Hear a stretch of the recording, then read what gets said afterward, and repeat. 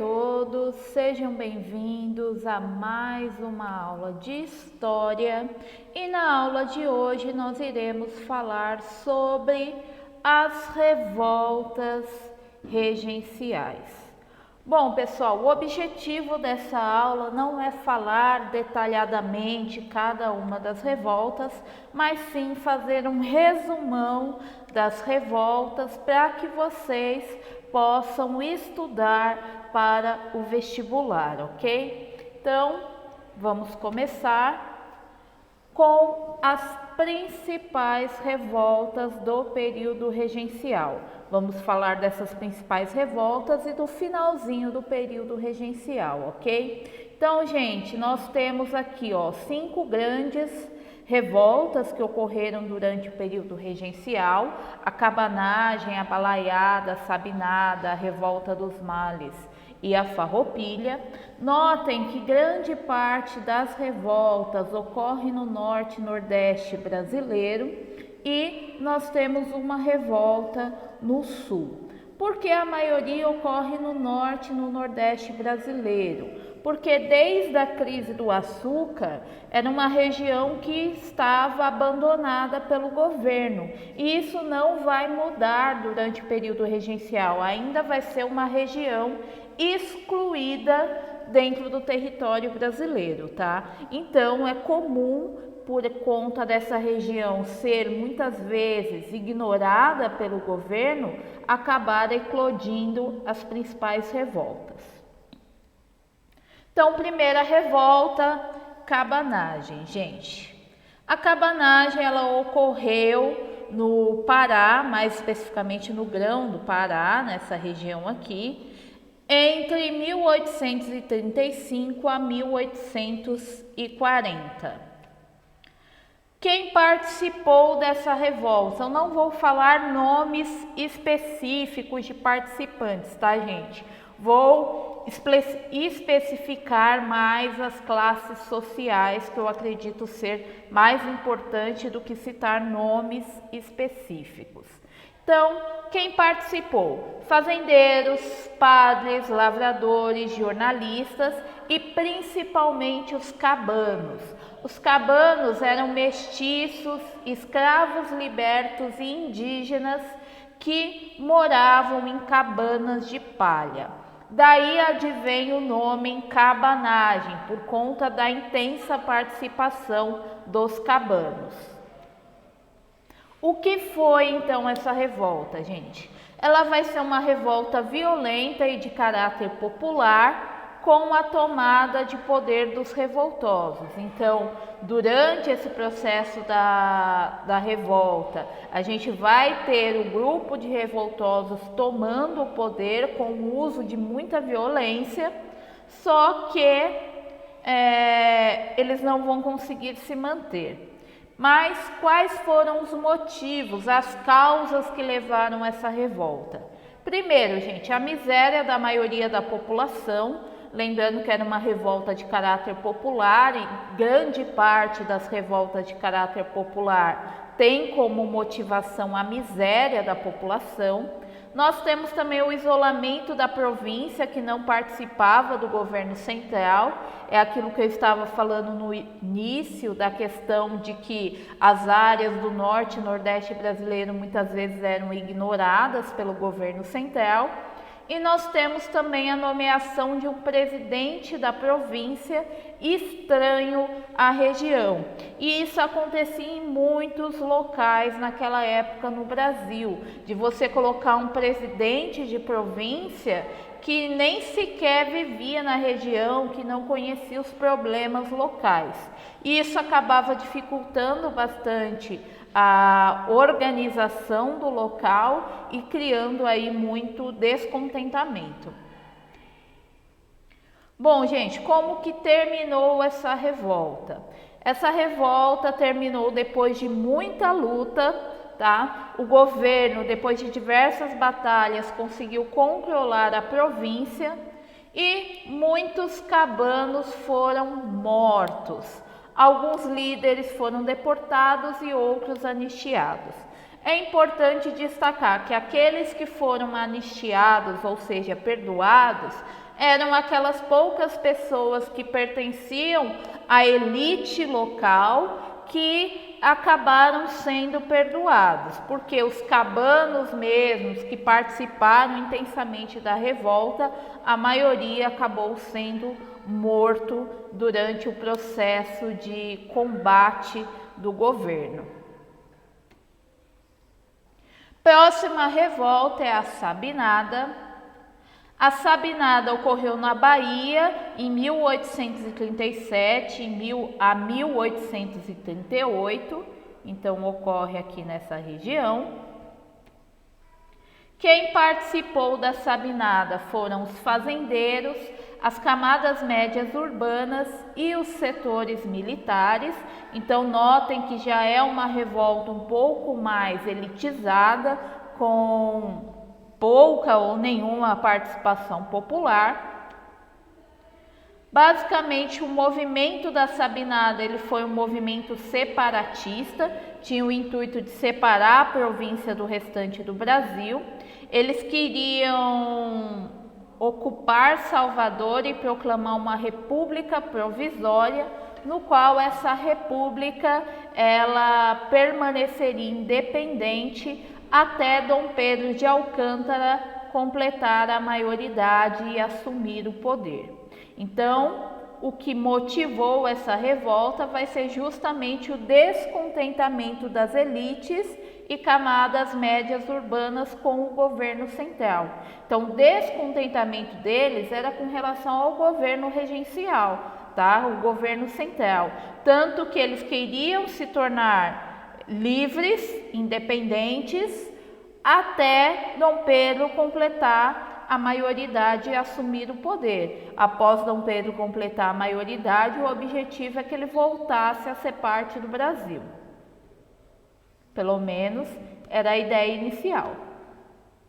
Bom, gente, essa revolta ela foi rapidamente reprimida pelo governo e como você tem aí a participação de camadas mais elitizadas, não houve aí grandes punições e prejuízos para os revoltosos. Próxima revolta é a Balaiada. A Balaiada ocorreu no Maranhão em 1838 a 1841. Quem participou da balaiada foram mestiços, vaqueiros, escravos fugidos, homens pobres e fabricantes de balaios.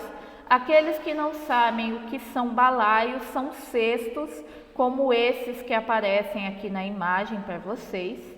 Então, pelos participantes, já dá para perceber que vai ser uma revolta de caráter popular, porque atingia as camadas mais pobres da população, tá? Os rebelados, eles vão se aquartelar na Vila de Caxias, eles vão chegar aí a ocupar a Vila de Caxias, mas não vão conseguir de fato tomar o poder. O que motivou essa revolta? Vai ser justamente a crise econômica gerada pela concorrência do algodão norte-americano. Então, o que acontecia? O algodão norte-americano ele era vendido a um valor muito mais barato do que o algodão brasileiro. Fora que grande parte da economia brasileira era dependente da Inglaterra. E justamente a Inglaterra conseguia esse algodão norte-americano a um valor muito mais em conta, afinal, os Estados Unidos ali tinha uma ligação com os ingleses, tá? E aí o que vai acontecer? O Brasil ele não vai conseguir concorrer com o algodão norte-americano. E por conta disso, o Brasil vai ter uma crise econômica de superprodução, que é eu consigo produzir, mas eu não tenho para quem vender. E dessa forma, isso vai acabar gerando na região que dependia da economia do algodão, uma miséria muito grande. E diante da miséria da maioria da população, vai ocorrer então a revolta. Pacificação, gente. Como que ocorre a pacificação? O governo, diante dessa revolta, ele vai negociar e prometer conceder anistia a todos os revoltosos que se rendessem. Então, por conta justamente dos revoltosos não conseguirem tomar o poder de fato da Vila de Caxias, muitos vão acabar aceitando essa proposta do governo. Só que a partir do momento que o governo consegue de fato controlar a região, que muitos revoltosos se renderam, o governo não vai cumprir com a sua promessa de anistia e o destino dos líderes da revolta vai variar entre prisão, exílio e enforcamento.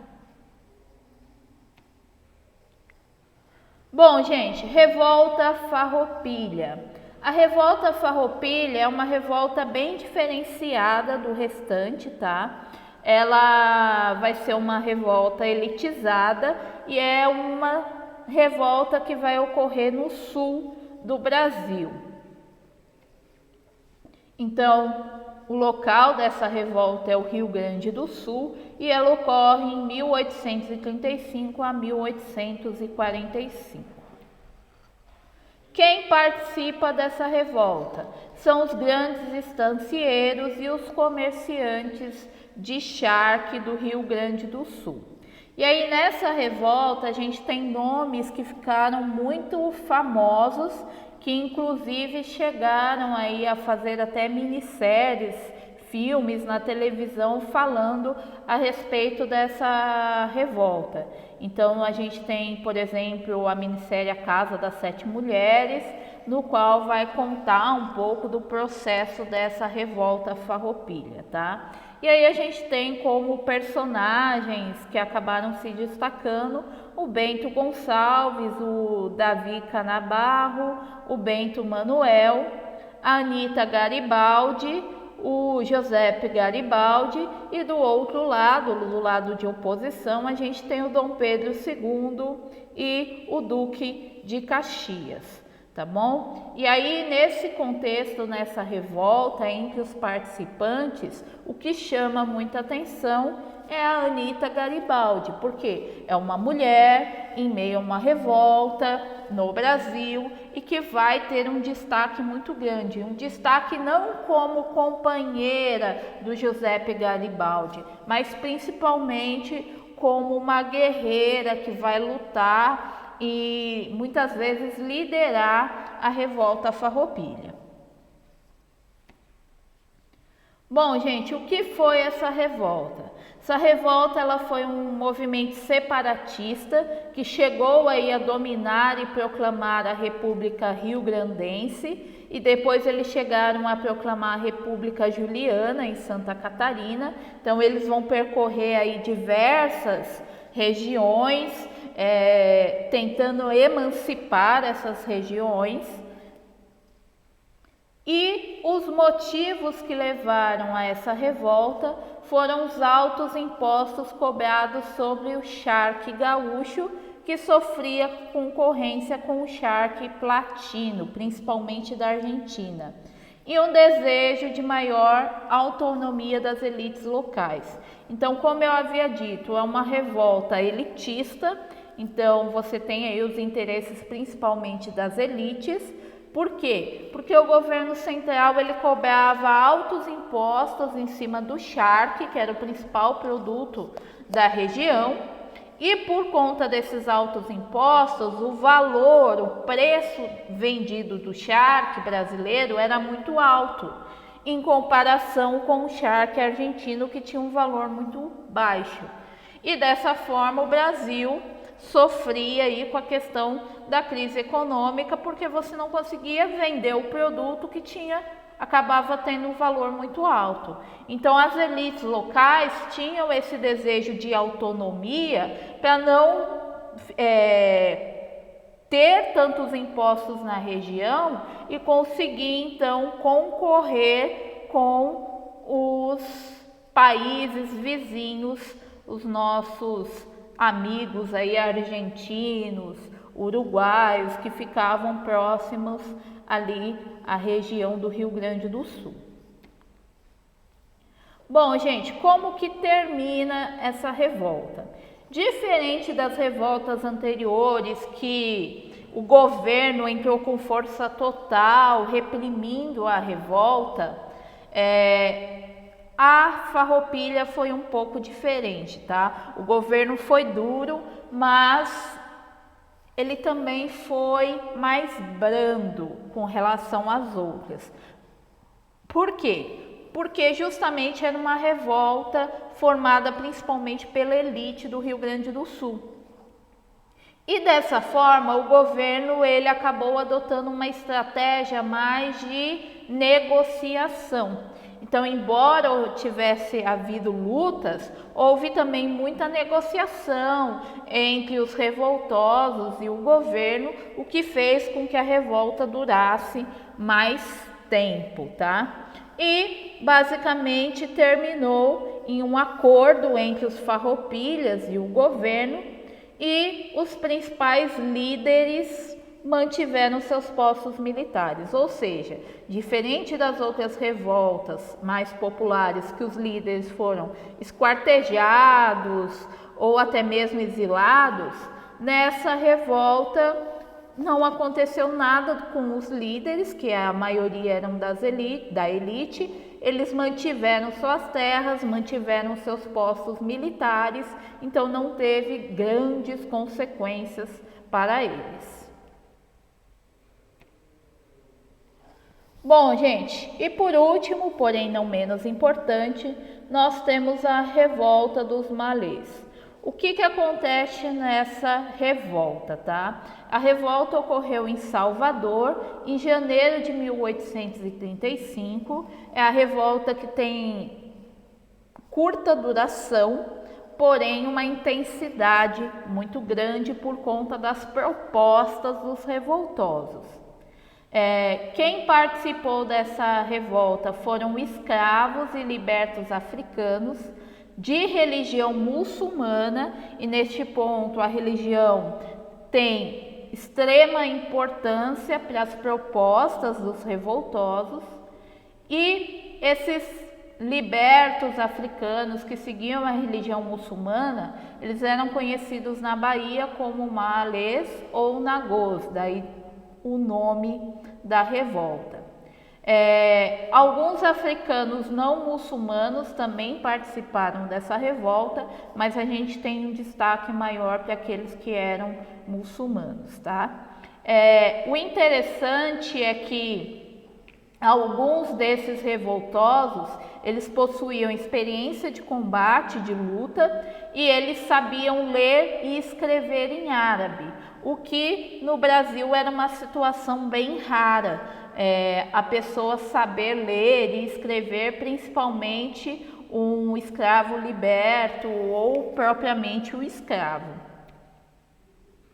O que foi essa revolta, gente? Basicamente ela foi uma revolta escrava de caráter étnico-religioso, ok? Por quê? Porque havia uma luta clara, no caso dessa revolta, de negros versus brancos por conta de toda aquela situação da escravidão.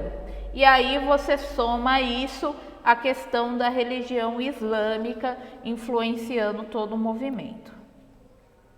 Motivações para essa revolta, tá? Em si foi a escravidão, gente, a motivação dessa revolta. Os escravos e os libertos muçulmanos queriam libertar os demais escravos aí desse processo, dessa situação. Eles queriam e defendiam matar e confiscar os bens dos brancos, daí você tem uma luta étnica muito grande, e eles também queriam acabar com o catolicismo e impor uma monarquia islâmica na Bahia.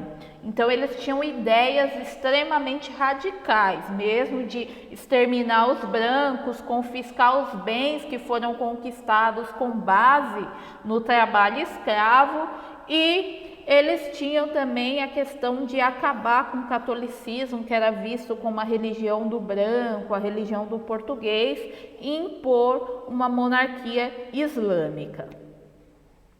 Bom, gente, é lógico, com essas propostas, muitas pessoas acabaram ficando assustadas diante dessa situação, e aí eles acabaram sendo denunciados e foram massacrados pela Guarda Nacional, tá bom? Inclusive muitos civis armados que tinham medo que essa revolta desse certo e ocorresse uma luta entre brancos e negros na região, acabaram também apoiando a Guarda Nacional. Bom, gente, e aí enquanto todas essas revoltas estavam ocorrendo, a gente tem uma crise muito grande no governo regencial. E por conta dessa crise no governo regencial, vem o chamado golpe da maioridade. Então, como que vai se dar esse processo? Relembrando, Dom Pedro I abdicou do trono em nome do seu filho, que tinha na época apenas 5 anos de idade. Ele não poderia assumir o poder. Então, o que vai acontecer? O Brasil vai passar por um período de regência, no qual vão ser escolhidas pessoas para governar o território brasileiro até que o Dom Pedrinho alcançasse a maioridade e pudesse assumir o governo do Brasil.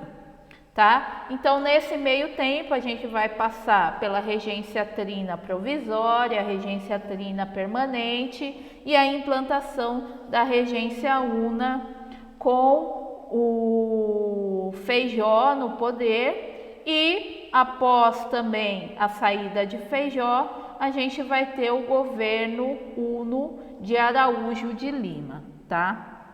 Então, o Araújo de Lima, ele entra no poder após a renúncia do Feijó. Ele vai justificar as revoltas regenciais, dizendo que elas foram causadas devido ao ato adicional de 1834, que transformou o Brasil numa regência una. Então, você vai ter toda essa discussão em torno da questão do poder centralizado ou não no território brasileiro. Ele tinha a obrigação partidária de preparar o Brasil para um possível retorno ao modelo imperial, afinal, o Dom Pedrinho estava crescendo e naquela época ele já tinha em torno aí de 12, 13, 14 anos, tá? E entre as principais medidas, ele vai desenvolver a obrigação de legislar para a Câmara e o Senado, ou seja, ele vai dar mais responsabilidades para o poder legislativo, diminuindo aí a força do poder executivo, do poder regencial. Bom, e aí durante esse período nós vamos ter a formação então do Partido Liberal e do Partido Conservador. Existe uma frase que é dita que representa muito bem a situação desses partidos, tá? Que é o seguinte: não há nada mais conservador do que um liberal no poder, tá? Por quê? Porque oficialmente eles eram partidos distintos, diferentes. Porém, na prática, eles não tinham grandes diferenças assim. Afinal, eram pessoas da elite que faziam parte desses partidos e que não queriam dar acesso político às camadas mais populares. Então, basicamente, eles queriam se manter no poder. A diferença era qual elite iria se manter no poder. Mas efetivamente eles não tinham grandes divergências, tá? E aí o que acontece? Ambos os partidos pertenciam à mesma elite agrária. A divergência ficava mais com relação a como que o governo se daria no Brasil. Então, no caso, os liberais eles defendiam a implantação de uma república sendo uma república censitária, com pouca participação popular, ou quase nenhuma, e os conservadores, eles queriam manter o Brasil império com a instituição da monarquia, tá? E essa briga entre liberais e conservadores vai durar desde o período regencial até aí praticamente todo o período do segundo reinado no Brasil. Então, liberais e conservadores vão brigar constantemente, mesmo tendo pouquíssimas coisas divergentes. Bom, gente, e aí o que acontece? Como os conservadores estavam no poder e os liberais tinham interesse de reassumir o governo brasileiro, o que vai acontecer? Os liberais que defendiam o governo republicano, eles vão passar a apoiar o regime imperial. Tá aí a grande questão que eu falei dos interesses, que não haviam de fato grandes divergências entre eles. E aí o que os liberais pensaram? Vamos pressionar para que Dom Pedro assuma o poder antes de completar 18 anos. Por quê? Porque ele vai precisar de auxiliares, de conselheiros, e ele vai acabar escolhendo a gente que o apoiou durante todo esse processo. Então, os liberais, eles estavam com o pensamento de assumir o poder através do quê? Do golpe da maioridade, usando Dom Pedro, o Dom Pedrinho, para voltar ao poder e tirar então de cena os conservadores.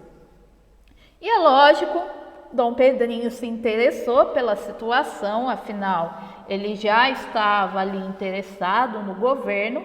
E aí, em 23 de julho de 1840, sob a liderança do liberal Antônio Carlos de Andrada e Silva, foi instaurado o chamado golpe da maioridade, que vai colocar o Dom Pedrinho, agora Dom Pedro II, com apenas 14 anos de idade, como governante do Brasil, como imperador do Brasil. E aí então a gente tem o fim do período regencial e o início do chamado Segundo Reinado Brasileiro. Bom, gente, por hoje é só. Espero que vocês tenham gostado da aula. Se cuidem e até a próxima.